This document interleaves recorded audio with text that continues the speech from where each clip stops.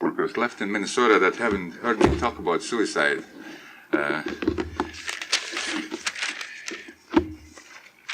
I thought we would talk a little bit, since my speech has no title, that gives me a lot of leeway, which is kind of nice.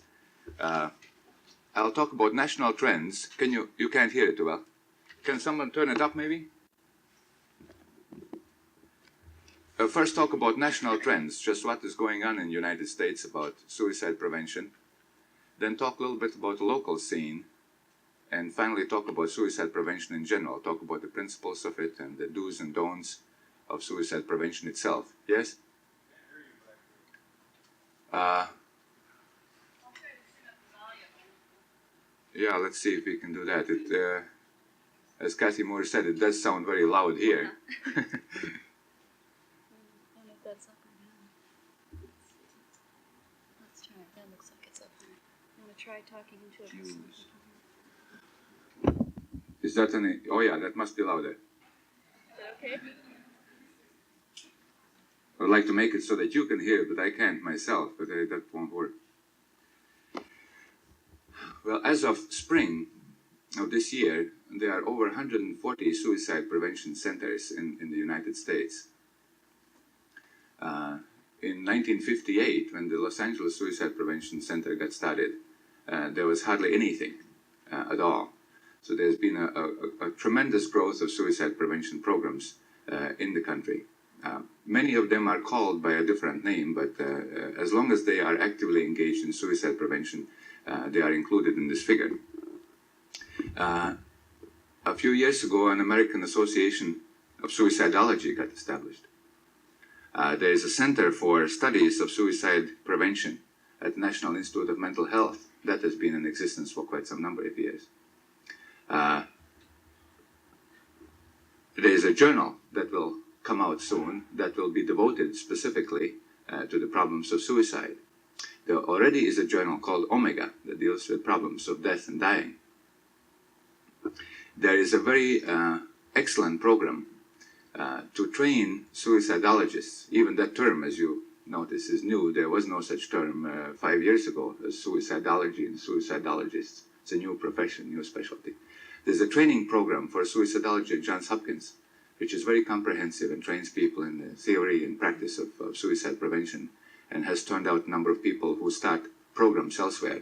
So for those of you who are interested in starting programs of suicide prevention in your communities, and if you have the opportunity, this is an excellent program to go through. Now, one of the big trends is to start with a suicide prevention program, especially in small communities. It is easier in some communities to start with a suicide prevention program than to start with a mental health center. Somehow suicide is more dramatic, and it's easier to get support, funding, and volunteers to participate in a suicide prevention program rather than the regular kind of mental health center. What happens very soon is that a large number of calls that come in deal with emergencies other than suicide. So the next step is to enlarge the scope of the operation from suicide to including all kinds of psychiatric or mental health emergencies. The next step is to recognize that many real-life problems, crises, real-life crises, are the ones that cause later on the development of psychiatric symptoms, including suicidal behavior. So why not deal with these crises before psychiatric illness develops? So the next trend is to enlarge the scope even further and to include real-life problems, death of a relative, illness in the family, marital discord, situations that are really not psychiatric in any sense, but are problems of living that all of us face, which eventually in some of us cause the development of more malignant symptoms, which then require specialized care. So this is the development: suicide, psychiatric emergencies, real-life crises, to include all that. And then you pretty much have now a comprehensive mental health program. So you start out really with a plum and build a cake around it. This is how many communities have done it. And this is a way to sell a mental health program to the community by starting out in this more dramatic way with suicide prevention.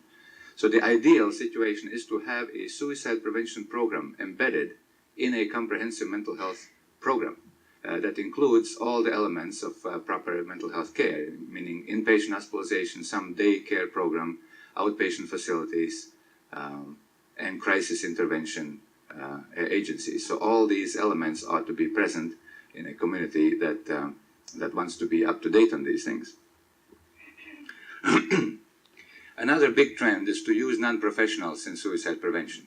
I would predict that in another 50 years, this trend will be picked up by not just suicide prevention centers, but by other mental health programs, and it's already beginning to happen. The manpower problem, as you know, is huge, and we will need more and more volunteers of all kinds, volunteers who are professional and volunteers who are lay people, retired professionals of various kinds, women who are trained in a profession but have not been able to work in it because of bringing up children at home, who then decide to go back to their profession and donate some of their time to such programs as suicide prevention. And there's a huge manpower there that's dormant and not being utilized. And now the suicide prevention and crisis intervention centers are really in the forefront of having made use of this source of manpower. And these persons are being trained in various places, at some universities even, for as long as 2 years. And they become sort of professionals then after that. And they want money and they want recognition and they get a degree of some sorts and they get a diploma. And then they are no longer volunteers and laymen, and they are professionals, not master's degree, not bachelor's degree, but professionals of a sort. That is the development, to start to pull in people from outside of the mental health workers field and then train them and then make them into a professional person. And that is a different way to increase the manpower, rather than insisting on a regular kind of high school, college, graduate school progression and with a regular kind of degree. So this is a good way to increase the number of people who can deal in these centers. One problem, especially with all the suicide prevention centers, is that you need 24-hour round-the-clock coverage. And for that, you need a lot of people. You can staff a mental health center like in Austin, Minnesota. You have just 2 people or so. That's how it used to be a few years ago. But you cannot do that with a suicide prevention center. You need a lot of people to man the phones. So that is clearly one of the big national trends, to use more and more volunteers. And the old-fashioned professionals like us, we are becoming more and more consultants. This is that's the new trend for us to, especially psychiatrists are already used more and more as consultants, and that will be the trend for both psychologists and social workers just as well. By the way, I must steal a joke from somebody else. I don't remember who it was who related that story about consultants. There was a couple of kids playing doctor, and they were distributing all these various doctor's apparatus as toys to each. One had a stethoscope, and the other one had a black bag, and whatever. And so they were all happily playing doctor, and one kid didn't have anything left, no tool that the doctor can use. And the teacher was very concerned and thought the kid would be pretty unhappy that he didn't have the right equipment to play doctor, and tried to console him. And the kid said, no problem, I'll just be the consultant. Another, I don't know if this properly belongs under national trends, but one thing I learned at the last convention of American Association of Suicidology in a workshop is an emphasis on a certain part of suicide prevention that I found useful. And that's the importance of a proper follow-up to effect what is called now transfer and closure of cases. That is to supplant the more old-fashioned notion of referral. Referrals are loose. Referrals mean you tell somebody, I think your problem properly belongs to the Family and Children's Service, why don't you go over there sometime? And these kind people will help you. And that's the referral. And later on, if the person should arrive there and somebody gives you a phone call, and maybe then you write a letter explaining a little bit further just what you had in mind. But usually just sending someone over or providing him with a phone number or a piece of information about the most appropriate agency is what constitutes a referral. You know very well what happens. You lose cases that way, like a lot. We just recently completed a study at General Hospital. We studied what happens to people referred to the mental health center from the hospital emergency room from the inpatient medicine and from the suicide prevention center. And the figures are dismal, and they are all very similar. In the neighborhood of 20% of people referred to us arrive. Only 20%. That means that 80% of persons who in somebody's judgment needed some form of mental health care did not arrive. Now, it is quite possible that some of them received help elsewhere, but we have no assurance that this is so. So we must assume that a large number of people for whom we spend some time triaging and screening and evaluating, and then we arrive at a judgment and refer them someplace and they just don't arrive. And we lose the moment of high motivation, of high state of arousal when people are in a crisis and you get them at that moment. That's a good time to get them in treatment, because you know very well people procrastinate. They find all kinds of reasons next morning why not to go through with their plan, and they all of a sudden remember that it costs money and that the husband is against it and that some psychiatrists are not very healthy themselves and that it may not be a good idea to go, and the kids need help and you don't have time and don't have a car, and they just don't go through with it. But if you effect a good transfer rather than referral, then this is you are that much ahead. Marjorie Carpenter from the Community Information Referral Service in Minneapolis uses a system that I like. She gives the clients who come a card, and the clients are expected to bring the card to the place that they are referred to, and they fill it out, stating that the person arrived and that this was a good referral or that this was not a good referral, and send the card back to the referring agency. So then you know. If you don't get the card, something went wrong. The patient either didn't get there or something else happened. Or if you do get the card, then you know that this indeed was a proper referral and that the patient got there and is in treatment. Or you at least find an immediate feedback about the reasons why this was not a good referral. And this provides an ongoing learning experience to the referring agency and gives a check as to the appropriateness of your referrals. We all have notions as to what other agencies do. We especially have the notion that other agencies take care of the worst people, the ones that nobody wants, and then it turns out that they don't want them either.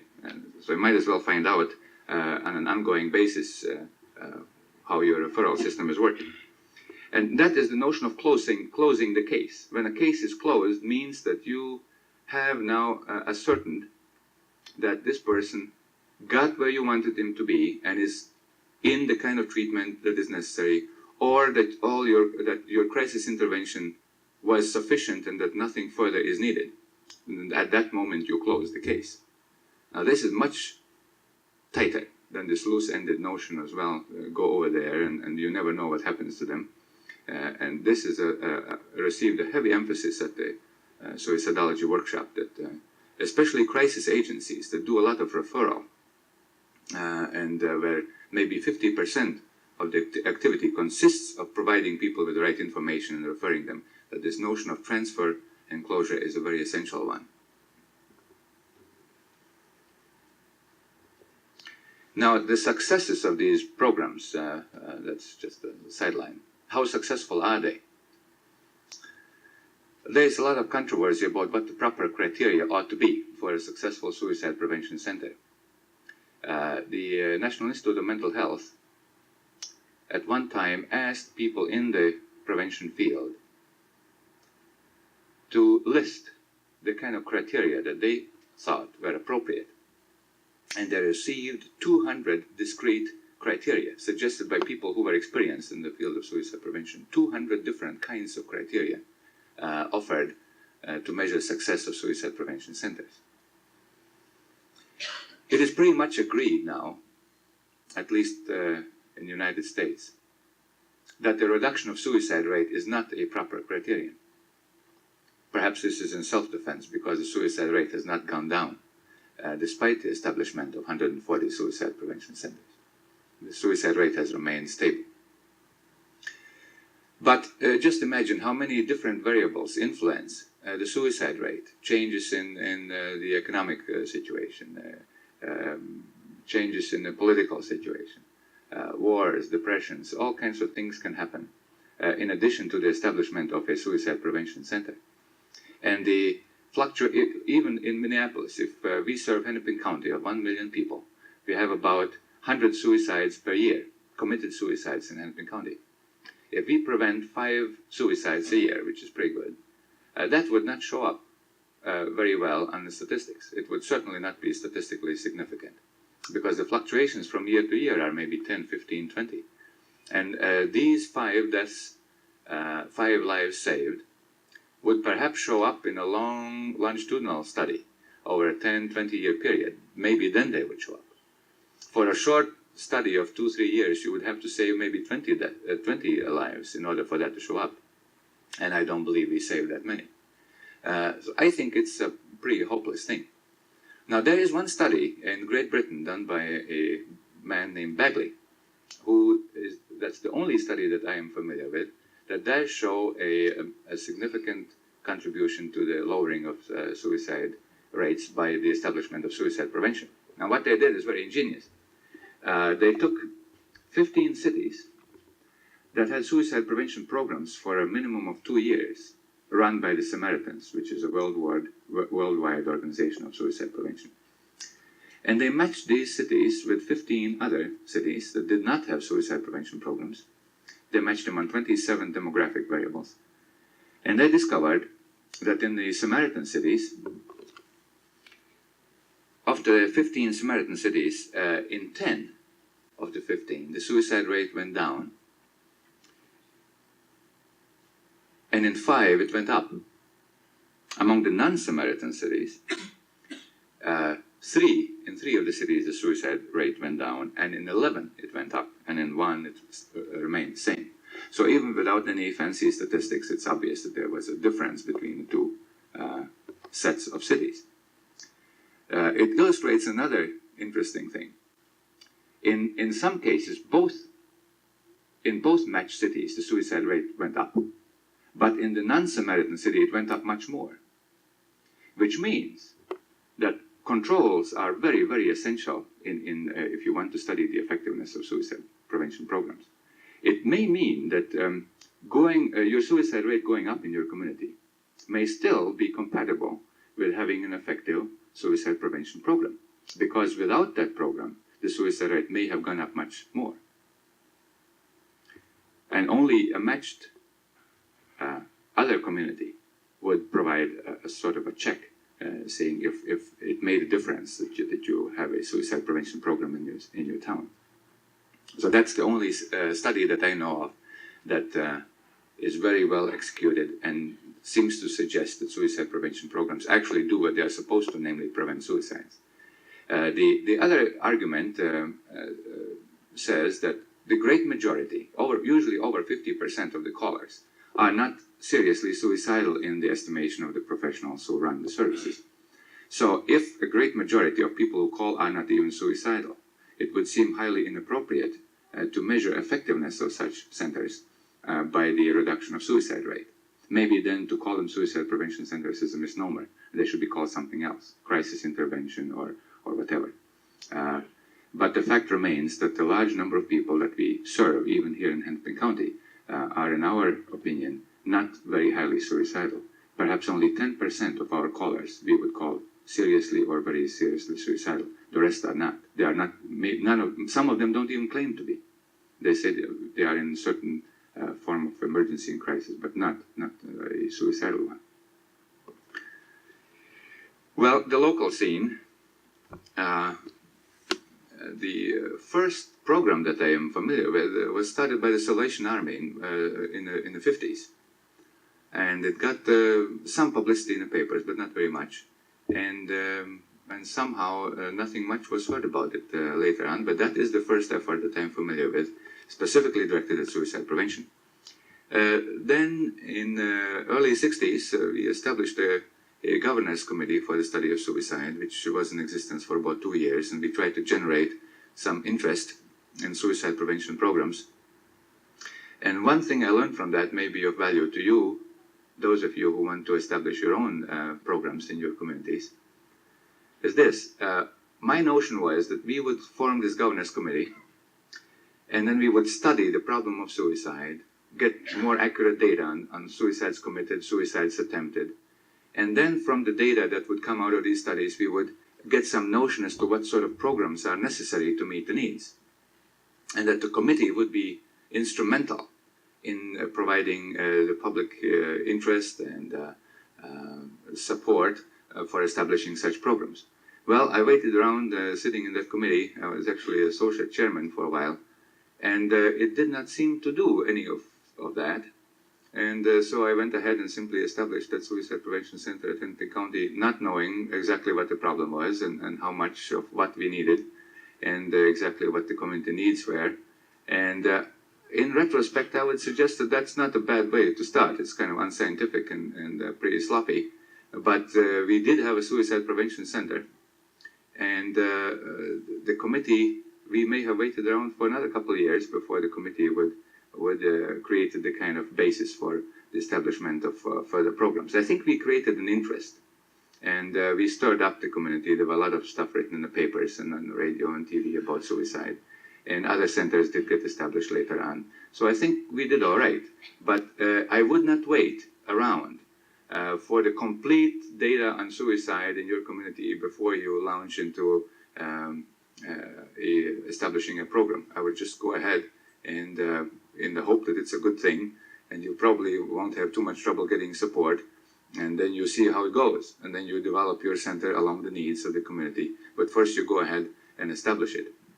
And this committee business didn't work out too well here in Hennepin County anyway.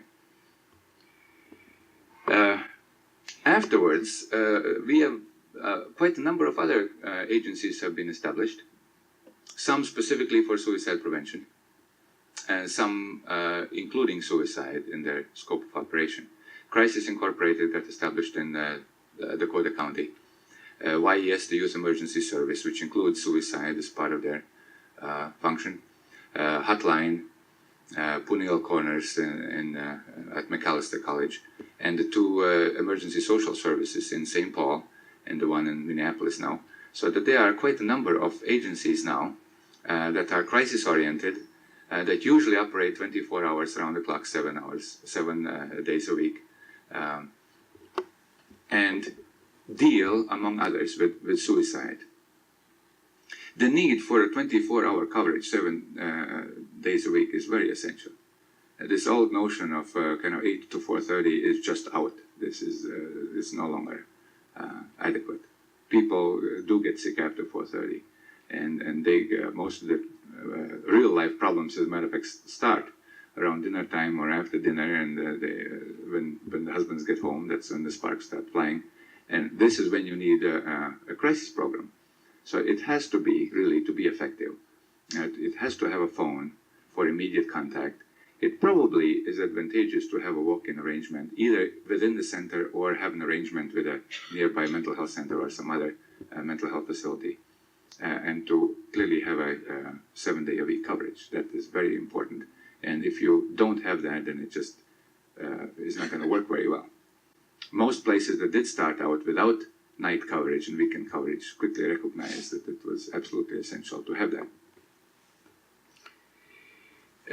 Also, a Center for Thanatological Studies has been established here at the University of Minnesota under the direction of Robert Fulton, the chairman of sociology. And that's very active, has just recently sponsored a symposium on death in a child, which was very successful. Somewhat before that, the Hamline University sponsored a symposium on death with some nationally known speakers invited and some very successful workshops conducted with a huge interest among the young people, which is always a surprise to me.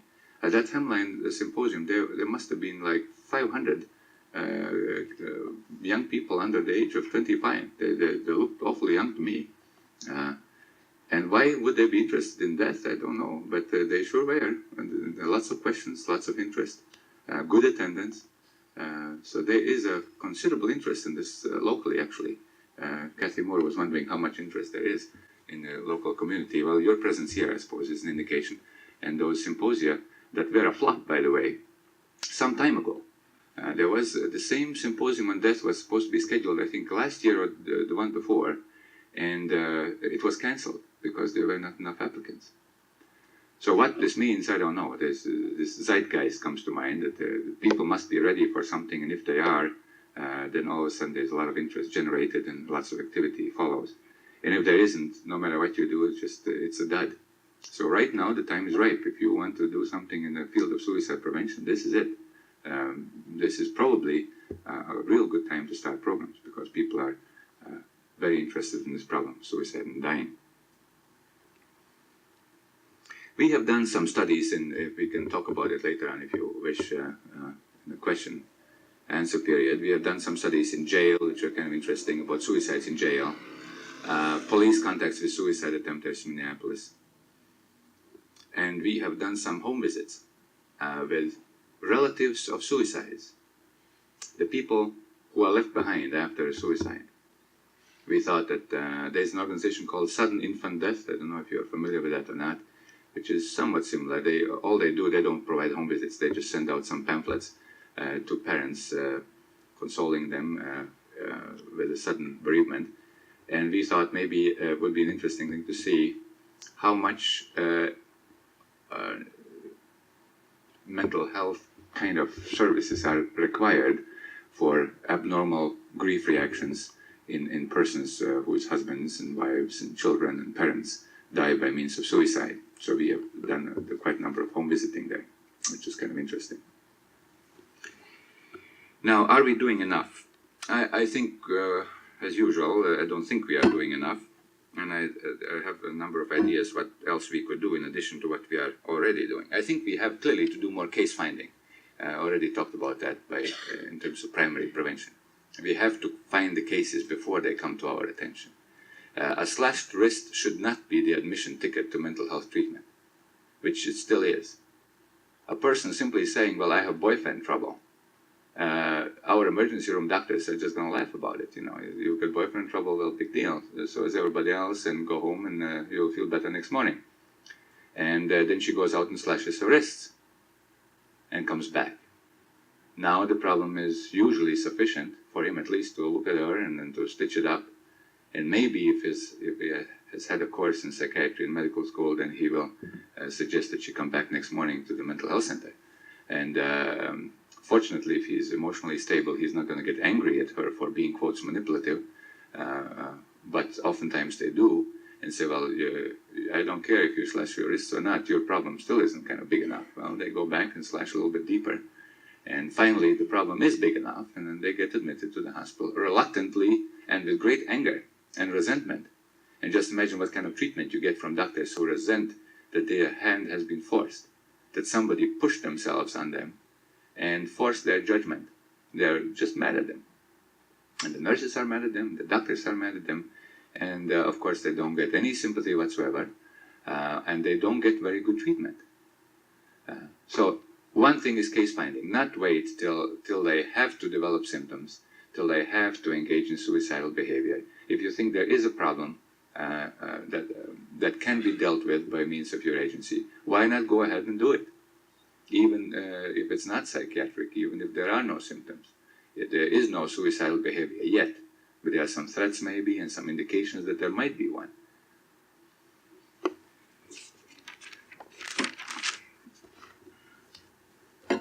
I think to employ and train laymen, I think we should follow the national trend because it's obvious, at least in the metropolitan area, that we cannot man the mental health programs with professionals in the traditional sense. I think we will obviously need both previously trained professionals in various fields, ministers, social workers, psychologists,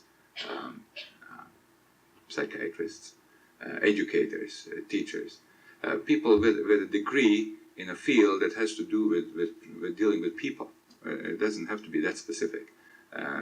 People who are retired and would like to be useful and donate a few hours each day or each week to a program like this. So these people, and just plain laymen who have no particular training but are willing and eager. There one has to be careful, by the way. It turns out that persons who specifically volunteer for suicide prevention programs have to be carefully screened. The reasons for volunteering may be rather personal and sometimes too emotional and intense to be of much use. In one study done in Philadelphia, they discovered that among the persons whom they accepted as volunteers in their suicide prevention program, they accepted them all without any screening whatsoever, no selection involved. That among them, at the end of the first year, they had a higher suicide rate than the population they served. And second of all, once they started digging into their past, it turned out that they had a large number of them had suicide attempts in their past, again surpassing the typical number of suicide attempts in the people's history in the general population. So one has to be a little bit careful when you do take volunteers that there should be adequate selection procedures and adequate training. Now, one problem with the training is that once you invest a lot of time and you can't keep them busy, they get bored and leave. And there's no guarantee that after you have invested quite a bit of professional time in training them, that they'll stick around. Especially if the Suicide Prevention Center program is not incorporated into a larger comprehensive mental health situation. Because if you just sit there and wait for the phone to ring, in a small community that doesn't happen very often. So you may sit there for 8 hours and get one call per day. And that person is not going to be very rewarded. If that person wants to be of help, one phone call a day may not be what she has in mind. So they get bored and they leave, which means that you have wasted now all this training on a person who didn't turn out. So that's one problem. That's one reason why we have not employed volunteers at General Hospital. Also because we were lucky enough to have a large number of trained people, so we didn't have to worry about training too much. I think we have to train students in all the disciplines in suicide prevention and crisis intervention. That's very essential. We trained at our center, we trained in excess of 30 students each year in chaplaincy, social work, clinical psychology, and psychiatry in suicide prevention, and provide them with a practicum experience, and in return get some work out of them. So it's a beautiful arrangement as far as I'm concerned, and as far as they are concerned. So that is clearly needed, because these people go out and they become the future educators. And once they have been exposed to this sort of a setting and are familiar with it, they are going to be good teachers of other students later on, and they can just spread the gospel, and that's the thing that's needed. So I would be very emphasize this point that people have to be trained in this, and we need more and more persons with expertise in it. It turns out that graduate school courses provide very little, if any, training in crisis intervention and suicide prevention in all these big disciplines, probably social work more than the rest. The public health nurses are also getting now in gear, and they are including that topic now here at the university in their curriculum. We also have to find ways to reach high-risk populations. This is something that practically all suicide prevention programs fall short of. It turns out that the high-risk population, like in Minneapolis, is the alcoholic who is old and lives by himself in a small room in a hotel downtown. And that guy doesn't even have a phone. So a suicide prevention center, which is customarily built around a 24-hour phone, is of no use to that man. He doesn't have one. And these are people who are not calling suicide prevention centers. They don't, that's simply not the kind of clientele that makes use of this sort of a notion. So they don't profit from suicide prevention programs at all. And that's clearly the high-risk group. So we have to find ways to reach them. And probably by means of what is called gatekeepers, people who are more familiar with that population. This whole notion of neighborhood centers rests on the fact that the people in the community are being taken care of by other people who know them, who know the conditions, who are part of the culture. A guy with white shirt and glasses going out to the north side, he just doesn't know what's going on there. And he doesn't understand the people, he doesn't understand the problems they are having. He's probably not trusted very much, and it's a shambles. But if you can find people that are part of the population there, that are intimately familiar with its problems, appreciate their suffering, they are the ones that are necessary to be the bridge between the professional who may provide some form of consultation and the people who are in need of these services. I think that's the only way to do that. Like Salvation Army, I think, may again become instrumental, because that's where the chronic old alcoholic may have some contact with. and there may be some people there that he does trust. So very little is at this point being done to reach this high-risk population group. I think the scope has to be enlarged, that the suicide prevention programs have to be enlarged to include all kinds of crises. As a matter of fact, we are now at general planning, more than planning, we are just about done with the planning part, a crisis unit which will include all kinds of emergencies, all kinds of crises, including social ones. Will provide home visits. We'll have a walk-in arrangement in addition to the phone service. We'll have a crisis phone in addition to the suicide phone, 2 separate lines, and be covered adequately by medical personnel, social work, nursing, public health nurses, 24-hour, around-the-clock, 7 days a week. Now, this kind of program is very costly. I should emphasize that. That is very expensive because you need a lot of people for it. And again, we will try to employ as many what's called now mental health workers as possible. Interested people in the community, again, who know the population and who can provide invaluable service where the professionals don't want to. It's too dirty for them, to go home visiting. Why do that? Somebody else should do that. Well, as long as we can find people who are willing to do that and who can be trained, that's the way to do that. And they don't, the economic part also is important. They don't make as much money as MDs and PhDs, so you can get them for much less money. And they can actually provide much better service than some of these fancy professionals going out there. So this is, I think, the trend that we should also follow locally. Now, maybe we can talk a little bit just about suicide prevention in general, the principles of it. Why do it? What's the rationale for it?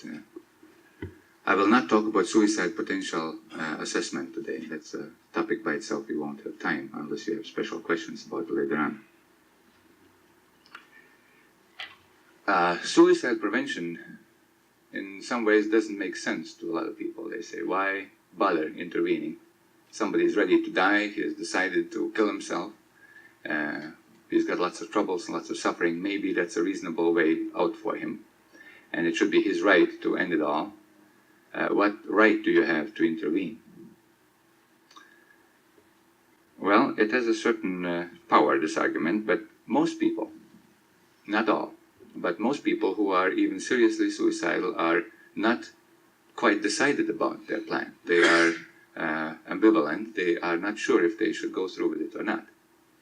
So, in that sense, you are not really, you are not stuck with the task of convincing them that they should stay alive. All you have to do is reinforce that part of them that wants to stay alive already. There's already a strong will to remain alive in most people, and the fluctuation is more like 51-49 than 90-10. They are right around the middle. They cannot make up their mind, should they or shouldn't they. And they fluctuate in this tremendously, not just day by day, but sometimes minute by minute. And and that's why they call, by the way. Sometimes I'm asked, well, why should people call? Isn't that a paradox? If they want to kill themselves, why should they call? And if they do call, that must mean, therefore, that they really are not very suicidal. Well, not quite true. They may be quite suicidal, but at some moment in the fluctuation in their suicidal potential, they may decide to call because they feel, well, maybe, let's call those people, let's see what they have to say. We've got nothing to lose. And there you have a foot in the door. Another principle that underlies suicide prevention has to do with viewing it as a crisis rather than the result of chronic personality difficulties, even if it may be the result of both. Now, when somebody is suicidal, it's typically due to maybe some chronic emotional instability, not necessarily, but often that's the case, and a momentary crisis. Now, it is not very hopeful if you are dealing with a suicidal person to try to cure his chronic personality difficulties by way of crisis intervention. That's not very hopeful. It's not even clear if long-term therapy does that. Certainly crisis intervention does not. So you cannot focus on that part of the problem. But instead you can focus on the crisis. Even though you don't resolve the chronic difficulties, you can resolve the crisis by direct intervention. And after the crisis has been resolved, the patient returns to his chronic state of misery or chronic state of maladjustment or whatever, but which is not enough to make him seriously suicidal. And that really is the purpose of the crisis intervention agency. It's not to treat long-term problems, but is to intervene in the crisis and return the person to his pre-morbid equilibrium, even if that's not a very good state of affairs. And of course, you always have the chance to refer them for treatment so that those problems also get taken care of. But the immediate focus is on crisis intervention. Also, don't forget that once you, let's say you prevent a suicide, even against the person's wishes, sometimes as we do, we may send out the police or may send out the ambulance, and may, according to hospitalization commitment bill in Minnesota, we may transfer them against their wishes to a source of treatment and keep them there for emergency treatment for up to 72 hours against their will, if we feel that they are in imminent danger to themselves. That's what the law says. So even if we do this, and the person wants to die for sure, and is against all these arrangements that are being made to save his life, this provides time, and changes occur in time, so that things that look maybe hopeless do not look so hopeless in another week. Maybe the patient misperceived something. Maybe she thought that the husband didn't love her, and turns out he does. He's just defensive about admitting it or whatever. Or the wife returns home after she said that she's going to leave him. All kinds of things do happen, but you need time for that to occur. Now, it may happen also that in a week's time, after you put this person involuntarily in a hospital, that nothing changes. The husband comes and says, well, I've had it with her. I don't want her anymore. That's it. I don't care if she kills herself. She has threatened it so many times. I don't really believe she'll do it. And I have had it. She's a nagging bitch, and that's it. And I have nothing to do with her. Now, so things also sometimes don't change. But often they do.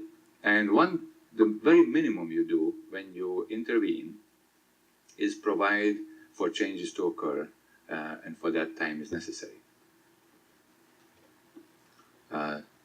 Steinbeck said at one time that to kill oneself is a person's inalienable right, but the presence of a friend may make it unnecessary.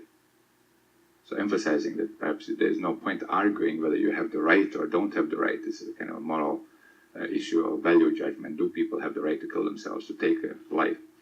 But you can sidetrack that and simply say, well, apart from that, maybe you do, maybe you don't. Let's say you have the right to die, if you, at your own choosing. But still, to put yourself in his presence at this time of need, even if it's not welcome, may turn out to make the suicide unnecessary, pending further development. Well, another thing, the kinds of things that you do now when you are facing a suicidal individual, what do you do? That's another very frequent question we are being asked. Well, one thing, don't panic. Suicidal individuals are just like anybody else, except they have chosen a particular way out of their problems. Other people develop stomach cramps, headaches, obsessions, go psychotic, become withdrawn, leave the country, do all kinds of crazy things. And one of the things that people do in crisis is think about, attempt, and commit suicide. And that doesn't make them really that special. But somehow that's a very dramatic threat, and people get panicky. Many professional people who are not afraid at all to deal with all kinds of crises get panicky when they hear about a suicide. They just don't want to have anything to do with it. It probably has something to do with the anticipated guilt. If you don't do it right and the person kills himself, then you, in some ways, may be held accountable because you didn't do the right thing. And so you have murdered somebody by not intervening in the correct way. So people would rather not deal with that. That's why many medical doctors somehow hysterically repress all the signs that people show them of depression and suicidal intent, and just act as if it wasn't there. And thereby miss a huge opportunity to deal with that problem when the person comes to their office with some kind of a superficial physical symptoms that are a flimsy cover-up for an underlying depression. But they ignore this conveniently, because if you don't ignore it and you discover that the person is suicidal, well, then you really have to do something about it. And if you do something about it, you may not do the right thing. And if you don't, they may kill themselves and you're going to be guilty. So the best thing is to not do anything. The next thing is to not try to prevent suicide. That's an interesting paradox. The worst thing you can do is when you're dealing with a suicidal person is to try to prevent it. That's the wrong focus. Then you are already ceasing to be a caseworker or a therapist or a person concerned about another person. You become a preventer. You are simply concerned now about this person committing suicide, and that wraps you up. That's kind of your entire thinking goes into preventing the suicide. Instead, one should find what the problem is and help the person with this problem. And that's not easy, by the way. If somebody is sitting there in your office or on the phone and threatening suicide, and it sounds serious, to not focus on the suicide prevention itself, but to try to first of all, listen to this person's misery and suffering, to empathize with that, and to find out what the problem is and help him with the problem. The prevention efforts should be problem and person-centered, not prevention-centered. In hospitals, for instance, a study was done in Minnesota general hospitals, which discovered that the most up-to-date hospitals did not have routine suicide precautions that they relied upon, and that the most old-fashioned general hospitals and the state hospitals heavily relied on routine precautions. Why is that? Well, there's nothing wrong with routine precautions, some of them quite mechanical, shooting people full with Thorazine or putting them in restraints or locking them up in a room, taking away their belts and razors and so on. There's nothing necessarily wrong with that. What often happens, however, that it gives you a false sense of security. The doctor, upon recognizing the presence of suicidal threat, writes an order in the order book, suicidal precautions. The nurse looks up what suicide precautions mean in that setting, goes about efficiently about her way in removing all these dangerous things, and then everybody rests assured that everything was done. The doctor wrote the order, the nurse executed the order, so nothing further needs to be done.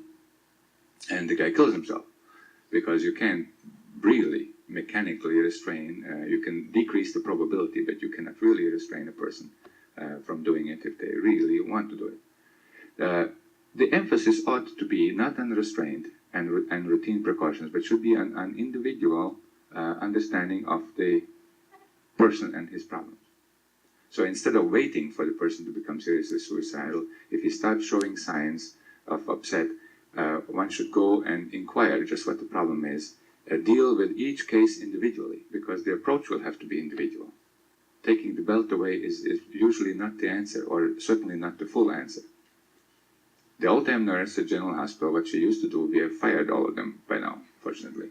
She used to sit behind the nurse's desk, protected from those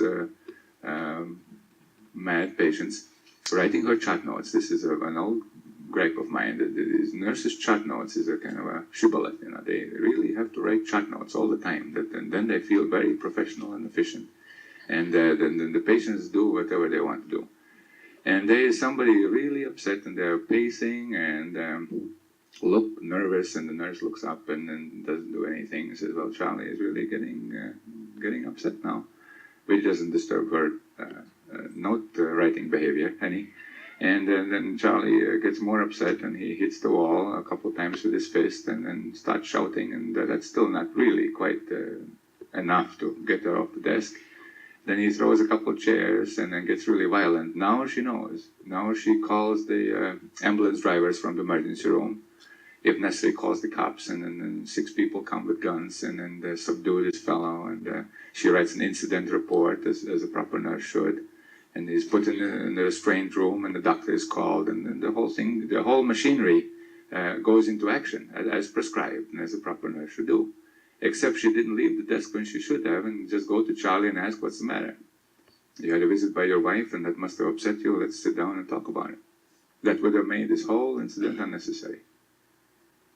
An individual approach, not rely on routine suicide precautions. That's very dangerous because it gives people a sense of security that they should not have.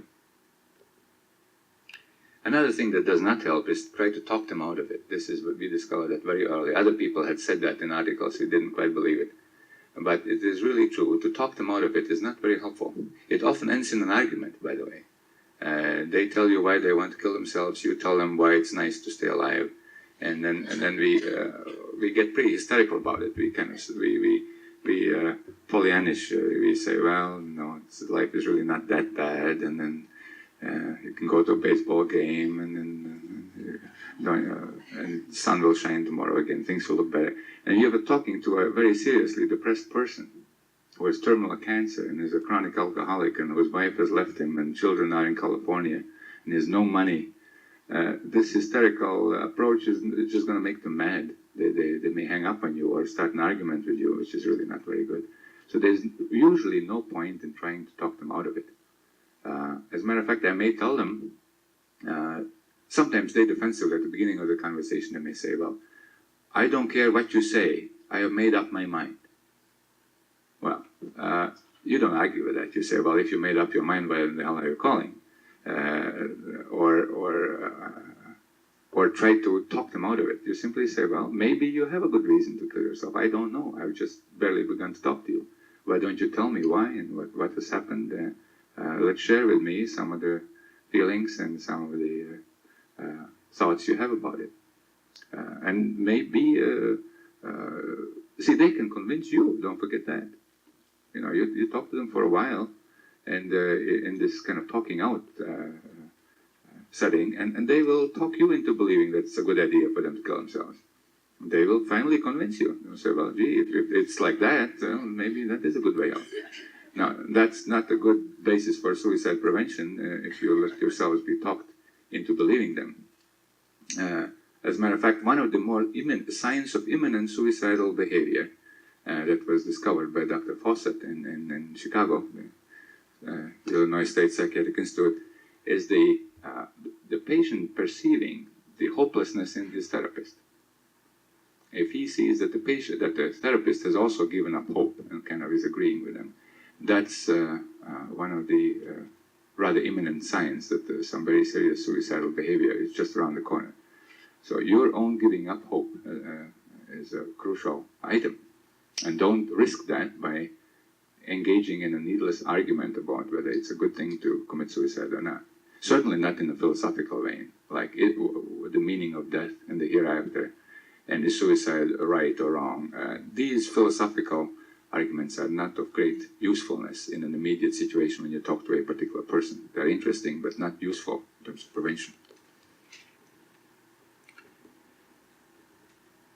One thing, one has to be careful in pushing some persons into treatment that refuse it. Some studies suggest that some persons appropriately refuse it. So out of the 80% that I mentioned earlier, there's another side to the coin. Out of the 80% that don't end up in treatment, only a certain number of them ought to be in treatment. Some of the people who refuse it do it not because they are defensive or because they are not ready to face the problems, or because of some other superficial reasons that they have for not getting into treatment, but they refuse it because they're healthy. Now, we don't like that because we offer our help and they spit on us and say, well, we don't need it. And then we get a little bit annoyed and angry and we push it a little bit too hard and sometimes get them into treatment which is no good, which makes them dependent unnecessarily and detracts from their strength. So we have to be careful. Some proportion of those 80% that don't come for treatment don't need it, as studies suggest. They refuse it appropriately because they have a strength of their own to cope with the problem. There's no need to pull them into treatment. Take manipulators seriously. When you have decided that somebody is a quote a manipulator, that's already value judgment. That means kind of double minus. It's a person, an unlikable person, somebody you don't like. Nobody likes to be manipulated. It means that somebody else is not going to tell you what to do. It's the worst thing they can do to a professional is to dictate what treatment they ought to get or not to get. And that makes you very mad because you ought to decide what the proper treatment is. And even if you agree with the patient, you sometimes do something different, just so the patient knows who is the boss and who is prescribing the treatment. Dealing with manipulators is a very, very difficult and taxing thing. But don't forget that most of these persons who keep coming to the hospital emergency room and keep bugging you on the phone that these are very engaging in very maladaptive behavior. Now, who wants to spend Saturday evenings in the general hospital emergency room facing hostile nurses and doctors? That's really a very, very peculiar lifestyle. So there must be something wrong with them. If they choose that particular way of spending their weekends and nights is to engage in suicide manipulations, there is something obviously wrong with them, whether they are nice people or not. We also forget that some manipulators, some character disorders can be depressed. We often forget that very simple thing. Our nurses, again, I have lots of great nurses today, they used to say, well, she is just a character disorder, implying that, therefore, she really cannot be very depressed. She's just a bad woman. And if the nurse was old and the patient was young and seductive, the worse for the patient. They were all manipulators and character disorders. And by the way, the medical doctors, they also thought that these young seductive females needed long-term therapy, and they were all very seriously depressed. So whenever there was this clear-cut difference between the male doctor and the female nurse on this issue, then you kind of knew what you were dealing with. Well, so don't forget, manipulators, bad people, character disorders do get seriously depressed and do require your treatment, whether they are likable people or not. Now, not everyone is going to be nicely depressed, being in a corner and be thankful for every help that they can get from you and not talk back and not argue and just be a very nice person. Not all depressed people are nice persons, and some are not nice at all. And we are not supposed to get involved emotionally with this. We are supposed to provide them with help, whether they are nice people or not. Another thing with the manipulators is they win out. They eventually win anyway. So just being smart, no point in engaging into a contest that you're going to lose. Eventually they are the losers, of course, because they are the ones that engage in these stupid suicidal gestures and spend their time in various institutions, therefore, and antagonize everybody. So ultimately they are the losers. But in a more immediate sense, they win the game because they will get the admission one way or another. We see that in the emergency room sheets. They come in again and again and again and again, and eventually they get admitted. Because someone says, well, wait a minute, they have been now 7 times to the emergency room in the last 4 weeks. We better admit them. Probably they are not going to do it, but let's admit them anyway. And they unpredictably change from gestures to very serious suicidal attempts. So we have persons with 17 suicide attempts, let's say, on the chart, and retrospectively we look at these and see that some of them are quite serious, and some are not. Let's say the majority are gestures, but there are 3 that are quite serious. And no way that I can see from the chart that we could predict those 3 that were serious. Same person, same circumstances, just about the same precipitating event. And no way to say why the number 8 and the number 13 suicide attempt were quite serious and just about did them in. And therefore you have to take even those gestures seriously. You cannot afford your own personal anger at being manipulated. You might as well go along with them. Because somebody, the time you save is not worth saving by sending them away. Say, well, we have got more serious people to deal with and we can't deal with you. Well, eventually someone will have to deal with them anyhow. And probably if you wait too long, you may lose them, because unpredictably there may be a very serious suicide attempt ending in death. And you create a bad pattern by permitting them to go on and on with this very maladaptive way of dealing with problems. So you might as well take care of the problem when it comes up, not wait till it develops so it cannot be managed anymore. You must have heard people who say, well, she's got me over the barrel. Every time she wants something and I don't want it, let's say you want to terminate a patient and she doesn't want to, then she says, well, you are the only thing that's left in my life. If you terminate me, I'm going to kill myself. So you say, well, she's got me over the barrel. What can you do? Well, you negotiate. You cannot afford to be over the barrel if you want to be the therapist. How can you do that? So you tell her, yes, I take you very seriously. I wish you wouldn't do it. I realize that I cannot really prevent it if you go through with it. But if you push me in a corner and make me worry about my own guilt, about the anticipated death that I will have caused, you will not have a very effective therapist. You will have a guy who is worried about his own guilt more than about your problem. How can you treat a person sweating all the time, or maybe she will, maybe she won't commit suicide. And having that threat influence your judgment, you are not going to be your best therapist. As a matter of fact, you're going to be a very lousy therapist if you permit that to happen. But you have to take them seriously.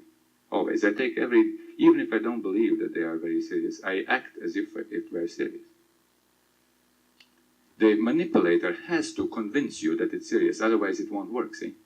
Now, if he wants his wife to come back, and the suicide gesture seems to be designed to accomplish that. Now, if you say, well, you want to make he believed that was a serious suicide attempt, well, don't kid yourself. If his gesture is exposed, it is of no value, because a gesture is not going to bring his wife back. What might bring his wife back is if she believes that was a serious attempt. So you might as well play along and also act as if it were serious, not rub it in that it was probably a gesture, in order to make this behavior at least somewhat effective, because that's what it seems to be designed for. So it's not therapeutically appropriate to expose a suicide gesture as such. And one final thing about that, because especially these are very difficult people to deal with, the seriousness of the suicidal threat and the underlying problem may not be very highly correlated. A person may have a quite serious problem, but not be seriously suicidal. So we throw out the baby with the bath when we say, well, the suicide attempt was not very serious, so I don't think I'll take your case very seriously. Maybe you're wrong. You may differentiate. You may say, well, maybe the suicide, it's hard to tell, maybe it was serious, but maybe not, but you sure have a lot of problems. Maybe let's talk about those. Let's deal with the problems which do seem to be quite serious. So separate out the seriousness of the problem from the seriousness of the suicide attempt, which need not be highly related.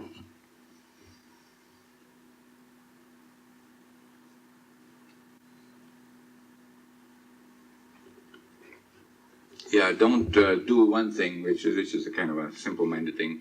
Don't do one thing which I've seen a lot of people do. In their eagerness to help, they make promises that they cannot possibly hold.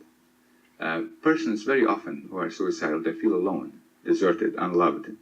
Nobody cares. I cannot trust anyone. These are very, very frequent, almost verbatim statements from people who call you. The temptation is huge to say, well, but I care. Oh, you can trust me. Which is, of course, totally phony. How can you, what does it mean when you say somebody that you care? They will test you immediately. They will test the exact limits of your care. Does it mean you're going to come out now, in the middle of the night? Does it mean you can give me money, or marry me, or provide me with the love I need?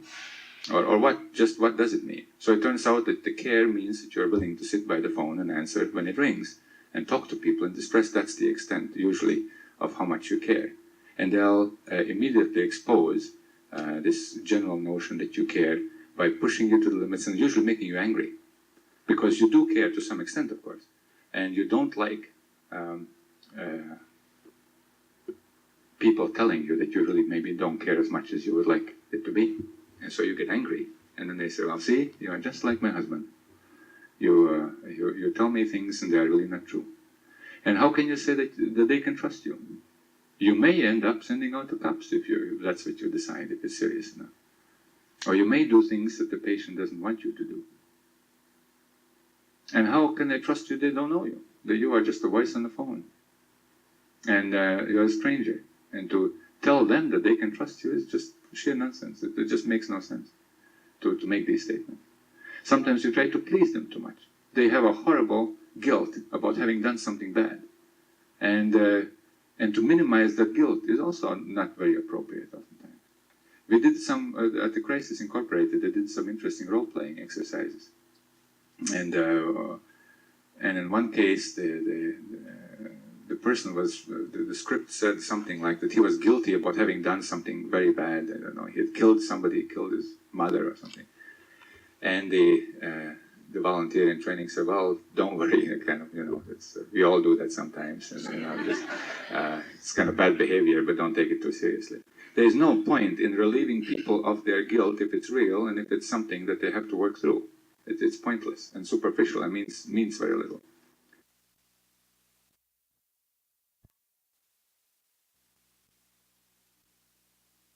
So these little interactions, especially sweet voice, some of the volunteers thought that it would be smart to kind of have a, especially kind of a sweetness in the voice to convey the concern, I suppose.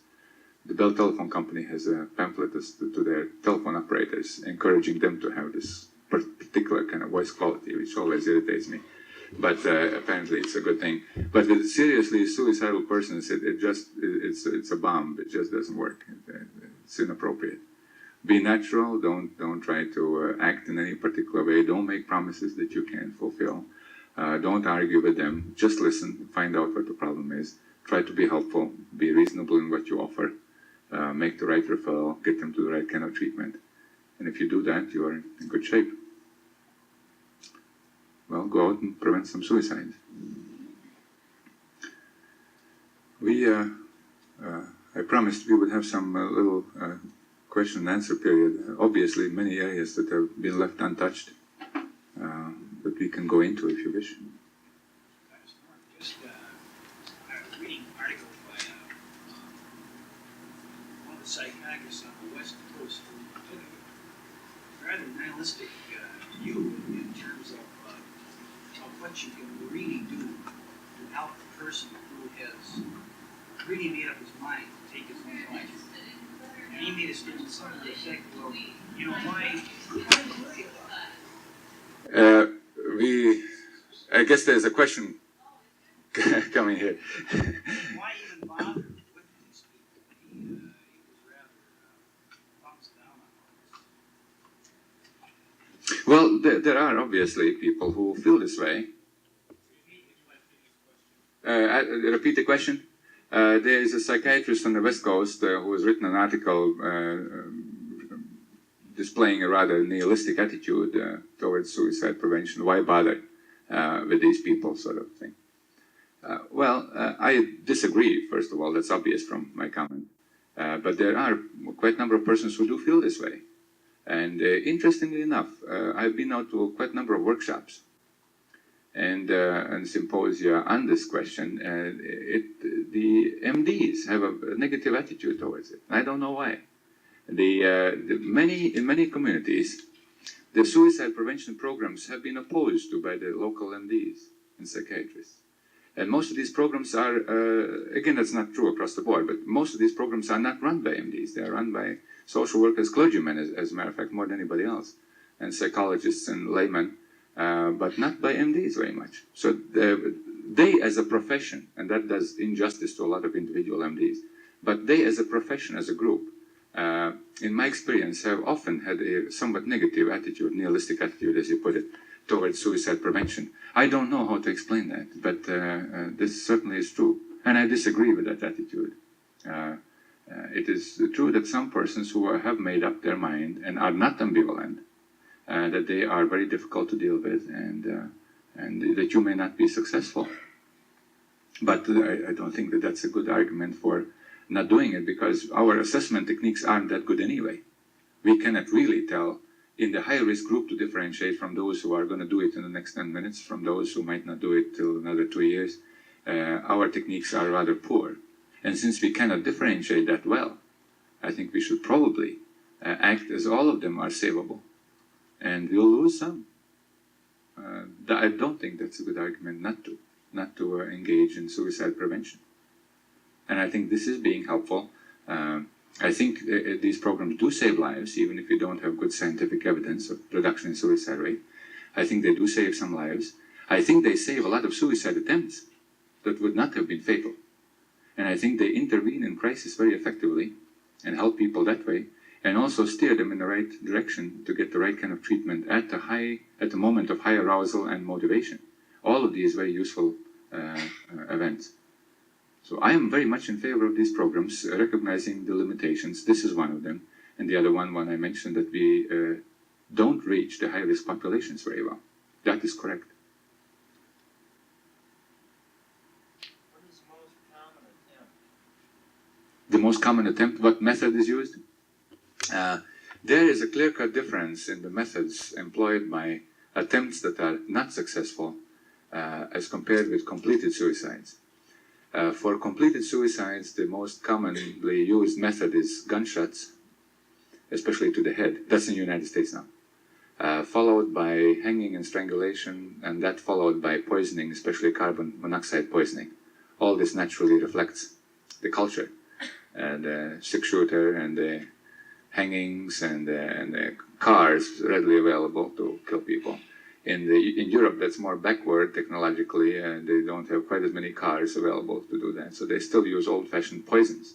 Poison is still the number one way to commit suicide. But in the United States, it's by far, it's gunshot wounds.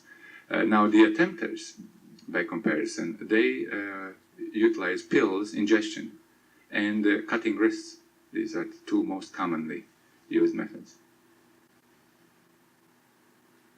And that seems to be true of most places that have comparative statistics. Yes? Is there a significant differentiation between methods that are used by different sexes? Yes, the women as a group use less lethal means, which may partially account for their lower suicide rate. For every female suicide, there are approximately three male suicides. And it is true that women use more pills, and men use more lethal ways of killing themselves, such as hanging and gunshots and so on. Of course, men are more familiar too with guns, cars, and so on. So that is a partial explanation probably why men have a higher rate. Now, some people may say, well, maybe women are not quite as serious as men, and that's why they use less lethal means. But I'm not sure that's always true. I think they're simply not quite as familiar with the most lethal ways of doing oneself in as compared with men. And men are generally, I suppose, still more aggressive. The things are changing, but I think men still are more physically aggressive, so they would be expected to use more violent means, which cause then higher death rate. Do you see something to adolescents and suicide attempts? Is there an increase or correlation with drug scene? Among adolescents,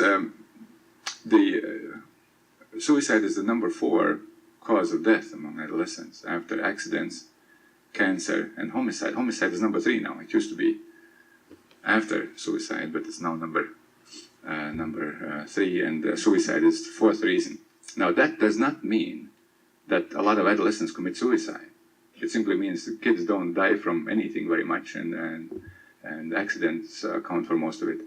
Anyhow, and their suicide rate actually is not very high. Young people have a low suicide rate. Old people have a high suicide rate. So young people suicide is not a big problem, statistically speaking, among adolescents. Now, they do attempt suicide quite a bit. So in the general population, the ratio between completed and attempted suicides that is usually given is 1 to 10, approximately. For each completed suicide, there are about 10 suicide attempts. Among adolescents, the ratio is perhaps 1 to 100. It means that the predominant mode of suicidal behavior among adolescents is suicide attempts, not suicides completed. Regarding the increase, there seems to be a trend lately in the last 5 years or so for the suicide rate to very, very slightly increase, actual suicides now, not suicide attempts, to increase among the young people. That does include, however, the people in the 20s as well, up to maybe the age of 25. There's a slight decrease in the suicide rate in older people and a slight increase among the young people. The role of drugs probably has been overemphasized. Many people in suicidology object to that little tape recording that you will hear about the person who talked into the tape just before he killed himself. And that tape has been played up to illustrate dangers of LSD. Now, there are youngsters who kill themselves while they are on a bad LSD trip, there's no doubt about that. But it is probably overemphasized. There have been some studies made in Los Angeles among students now.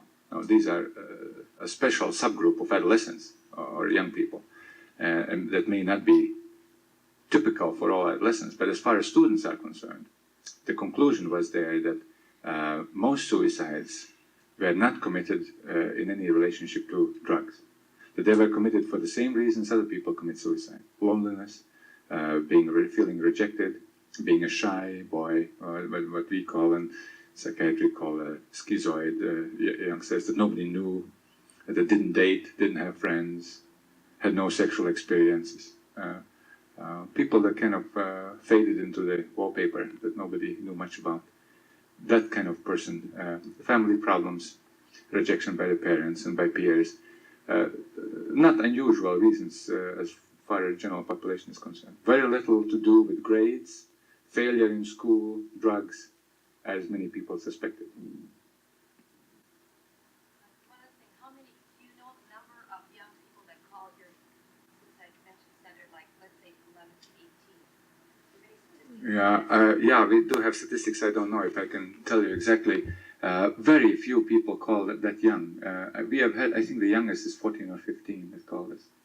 Younger ones than that have not called us. And of course, suicide in that age range is very, very small.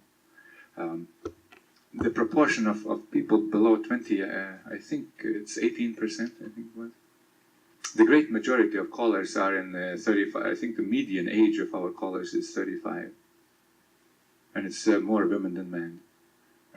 That's the typical caller. And the problem has less to do with terminal cancer, medical illness, money, job, this sort of thing. The majority of problems have to do with interpersonal relations. Marital problems, boyfriend troubles, parent-child troubles. And a large number of our callers are psychiatric patients. Our own, too. Some of them, again, you might call manipulators, people who didn't like what the therapist said in the morning, so they call in the afternoon the suicide phone to get an additional therapy hour. That we get lots of. Is there any way to evaluate when a person puts themselves in a situation where they are killed? Is there any way to evaluate this as a suicide where the person knows for certain that he will be killed in this situation? Well, I'm not sure what you mean. You mean like single car accidents and stuff like that, where you put yourself in a situation where you can get killed? How can one evaluate this? Well, there are all kinds of ways to commit suicide, and some more obvious than others. And some people commit suicide by drinking themselves to death. Some commit suicide by volunteering for Vietnam and exposing themselves so that they get shot. In prisons, a favorite method to commit suicide is to provoke an attack, a homicidal attack by somebody, so you get killed. That's what you meant. Yeah, and some people become race car drivers and drive very recklessly so the probability gets very high that they can get killed. Or they put themselves in a situation where they leave it up to chance. Russian roulette kind of players and so on. So these are no different from any other situation. You look for other signs. You look for preoccupation with death, signs of depression, loss of appetite, loss of sleep, loss in sexual drive. You look for people giving away their possessions, suddenly writing out their will, or suddenly visiting father's grave more often than he has for a long time. Any signs like that should be watched for. Or suicide threats. The old notion is that people who really want to kill themselves don't talk about it, don't give any signs, just suddenly are found dead next morning. Well, not so. The great majority do give some signs. In retrospect, again, they have provided people with plenty of signs that should have been seen, including outright talk about suicide.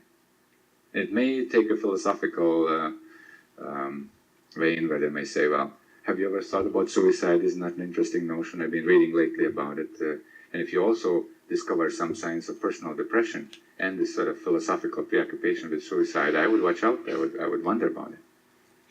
So the means of how you choose to do that are less important, perhaps, in this context than all those other signs pointing to underlying depression. Of course, when you deal with the immediate crisis, it's very important what method they have selected. If somebody wants to shoot himself versus cutting wrists, it should be obvious now from the discussion that you would take the gunshot plan much more seriously, because it's lethal, and especially if it's available. If a guy has the gun, has the ammunition, knows how to use it, and has made up his mind to do that at a certain time. It's concrete, it's practical, it's available, and it's very lethal. And that's very different from somebody saying, well, I've thought about it some time, and I haven't made up my mind just how I should do that. I think I got some pills somewhere. You know, this is very vague, and no specific time set. The lethality of the pills is unknown, and even the plan itself is not really made very concretely. So one has to watch out for that part. Yes. Is there a higher correlation among certain races with suicide? Yes, there is some data on that. Among the blacks have a significantly lower suicide rate in the United States. It's about 1 to 3 again. I think it's like they have a suicide. Well, I guess that's not, I can't say that way. I think it's 1 to 3, just about. So they have a significantly lower suicide rate. They do have a higher suicide attempt rate than whites. And they have a higher homicide rate. So this is again, and the same is true, for instance, Mexico. Mexico has a high homicide rate as compared to the United States and a relatively low suicide rate. And if you take it by geographic distribution, I mean, I don't know if that's a ethnic variable or not, but those states in the United States that have a high homicide rate typically have a low suicide rate and vice versa. So there seems to be an inverse relationship how people express frustration. This is old example my chief, Dr. Jepson, uses when he talks to interns. He says, if you come home and find your wife in bed with another man, you have a number of choices. You can shoot the guy, you can shoot the wife, you can shoot yourself, or you can shoot everybody.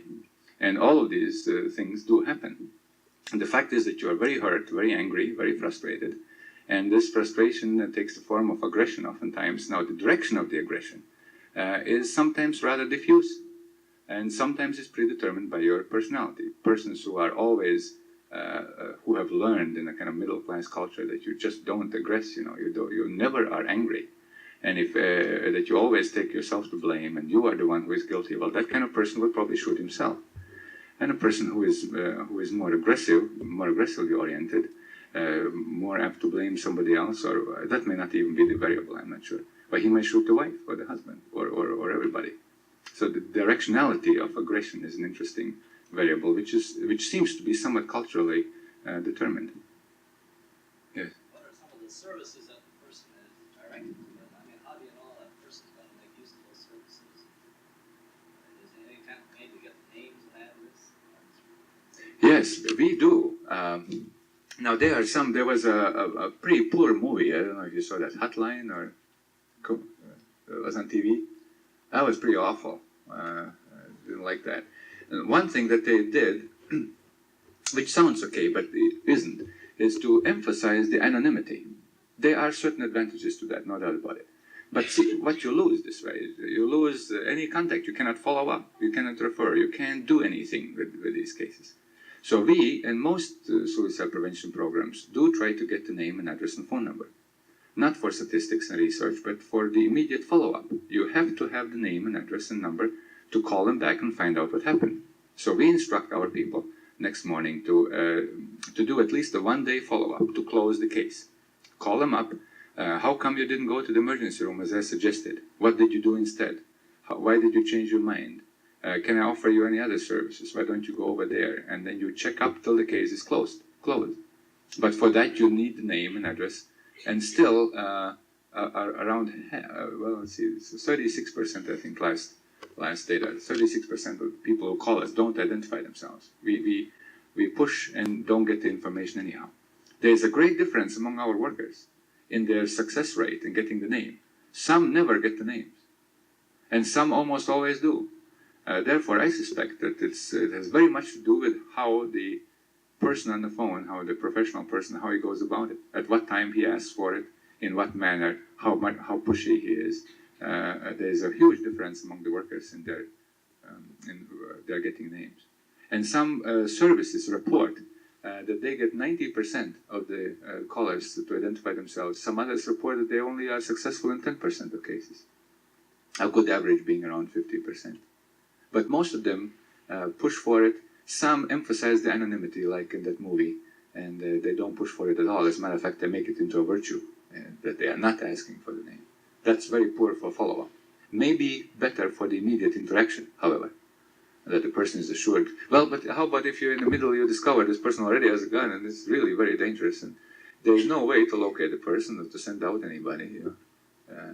So it's not good. In the states that have gun control laws, has there been any effect on the shooting? I don't know.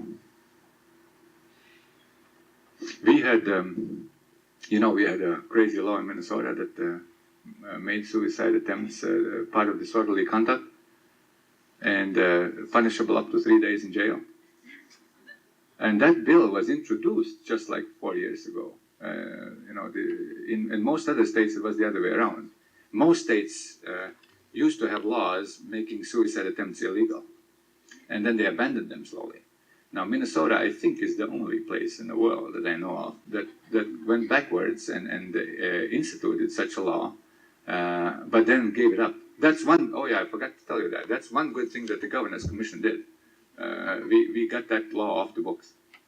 We pushed and got it out because we thought that was a rather inappropriate, punitive approach to suicide attempts. As a matter of fact, it turned out that the police were rather reasonable in interpreting this law. Out of over 300 police contacts in 1 year with suicide attempters, they brought only 25, they charged only 25 people out of them under this law, and arrested only very few, 2 or 3. So they charged some of these 25. They charged these 25, but really arrested them and put them in jail, only a very small proportion of even those. And most of them, they simply brought to General Hospital or some other hospital for treatment. So the police, which pleased us, were very judicious in how they interpreted that law, and did not go hog wild and putting people in jail who were suicidal. That's a very poor place to put people who are suicidal. As we know from that Indian boy, then everybody all of a sudden got interested and about the conditions in jail. That may make people suicidal. Lots of suicide attempts in jail, It's a high-risk population. Are there problems with crank calls? Very little, fortunately. The ones that are stuck with them are the nurses in the emergency room who do the initial screening.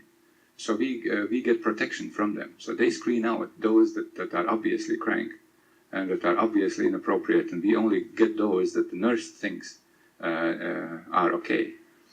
So the ER nurse is the one that really does that job, but there are not too many. Unless you call crank calls, those that call and hang up. Those that simply want to know if there is really anybody on the other. Many of them may not be crank calls. This may be kind of a reassuring thing to some, just to see if there really is such a thing as a suicide phone, and if there really is somebody who answers. And they may just reassure themselves and then hang up. Some call for information. The biggest nuisance is high school girls who are writing papers on suicide and then come home late from the date Sunday evening and discover that they haven't even started it, and then call the suicide line at 11 o'clock to get all the statistics on suicide. And so they are kind of annoying. But the nurses have been instructed to gently get them off the phone. But not cranks, yes. Why is the highest rate in prison? Why is prison the highest? Well, probably a lot of reasons. It's a bad place to be in, I suppose, one thing. And people, remember, you are a person who suddenly finds yourself, let's say you are not a chronic criminal, but you have murdered your wife for good reasons, let's say.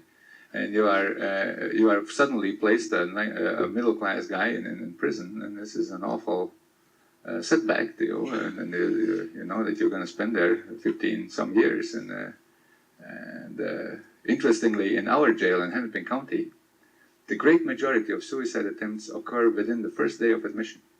The initial shock, I think, must do something to some people.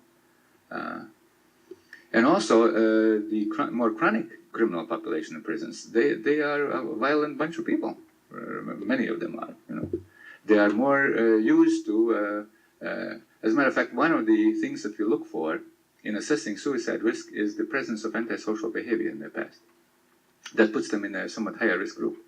They're persons who are more used to non-conforming, violent, aggressive behavior. And suicide is a somewhat non-conforming, violent, aggressive piece of behavior. So it's more natural for that group to engage in that sort of behavior. But I think more than that, it's a bad place to be. And it's very shocking for people to find themselves in that situation and face up to the fact that now I am a criminal, now I'm a prisoner, I'll be deprived of my freedom for a long time. And many choose the way out rather than to go through with it. It's a very shocking, frustrating situation to be in.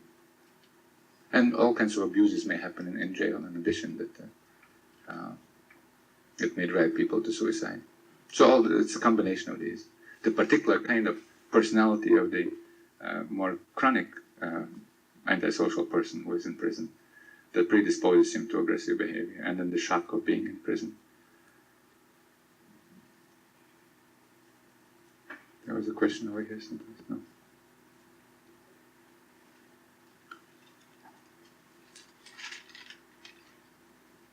I guess that does it. Thank you.